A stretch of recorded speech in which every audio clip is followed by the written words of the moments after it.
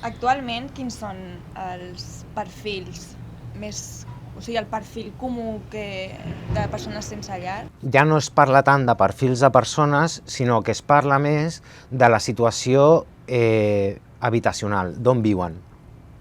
I això va ser una dinàmica que va començar a Europa, on es va trencar amb el tema de posar la persona com culpable, diguem, entre cometes, d'estar sense llar, per dir, bueno, doncs hi ha persones que s'han d'atendre que viuen al carrer, hi ha persones que viuen en albergues per persones sense llar, hi ha persones que viuen en habitatges que estan massificats, és a dir, un habitatge que viu amb molta gent dins, o persones que viuen en habitatges que no tenen les condicions per poder viure, que igual no tenen lavabo, o que són uns baixos on entra la humitat i el fred.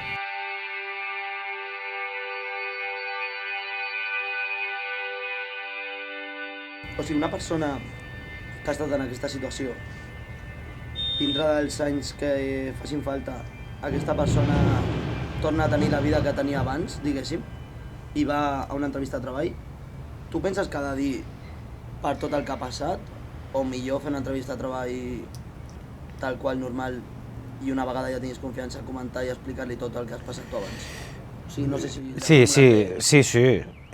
Mira, és un tema molt personal l'explicar. Nosaltres, la gent que tenem, el 40% estan treballant, tenen una feina, i d'aquestes persones hi ha gent que diu en quina situació està i gent que no ho diu. És un problema perquè si tu ho dius, pot haver gent que entengui que tu estàs en aquesta situació perquè no pots pagar-te un habitatge en la ciutat on vivim, però també hi ha molta gent que pensa que totes les persones que estan al carrer estan perquè estan boges o perquè són alcohòliques. Aquí volia vindre més o menys, saps? Llavors, el tema de l'estigma està tan arrelat que dir-ho corres un risc de que no et contractin. Clar, i nosaltres tampoc pel carrer veiem a gaires dones. O sigui, jo, per lo menys, personalment, no... Sempre... La gran majoria són homes, no? Són homes, el perfil que sempre es veu són Sí, més o menys... Bueno, més o menys es calcula que dormint al carrer el 80% són homes i el 20% aproximadament són dones.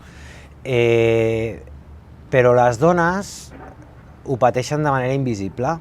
Llavors, les dones, tot i que al carrer no hi hagin tantes, dins de cases hi ha moltes dones que estan en situació de sense sostre, de sense llar, no tant de sense sostre.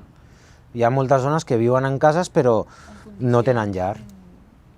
Condicions de perillositat o en condicions de risc per la seva pròpia vida. Què necessiten aquestes persones? Jo crec que necessiten respecte, molt de respecte necessiten. Necessiten respecte com a persones. Si estan dormint al carrer i passes pel costat seu, doncs no molestar-los. Si vas a tirar les escombraries i estan remenant buscant ferralla, doncs esperar que acabin per tirar la bossa d'escombraries, no? O quan et ve algú a demanar diners, en lloc de... Hi ha moltes maneres de dir que no, o sigui, no cal donar-li diners per sentir que l'estàs ajudant, però hi ha moltes maneres de parlar a la gent. Gires la cara, te'n vas, no li parles, tal... No? I després ens queixem de que ens insult, de que ens tracten malament, no? Però al final tu l'estàs rebutjant, o sigui, ella ha vingut a demanar-te una cosa que necessita i tu ni li estàs dient que no ni que sí i t'estàs donant la volta i estàs marxant. És molt lleig això, o sigui, no sé. Falta de respecte, és com si jo faig una pregunta i tu a mi em dones mitja volta i no em parles. Sí, o et dic, no, a tu no et contesto perquè vas brut. Sí, i potser vens de la feina, saps? O sigui, no sé. I es deixen ajudar? O hi ha alguns que li costa? Sí que es deixen ajudar. Volia preguntar-te jo abans. Sí. O sigui, el sentit de treballs aquests, quan van, diguéssim, al lloc on estan aquestes persones, n'hi ha casos de persones que diuen a mi deixeu-me, jo no vull rebre ajuda teva? Hi ha casos de persones que diuen que no volen l'ajuda, però és perquè l'ajuda no s'adequa al que ells necessiten. Llavors, cada vegada més l'ajuda que s'ofereix a aquestes persones està més adaptada a cada persona. I cada vegada més l'ajuda està anant del col·lectiu, de l'atenció més en albergues o més massiva, cap a una atenció més individual, més centrada en la persona i més adaptada al que la persona vol. I aquesta està sent la clau perquè tothom accepti l'ajuda.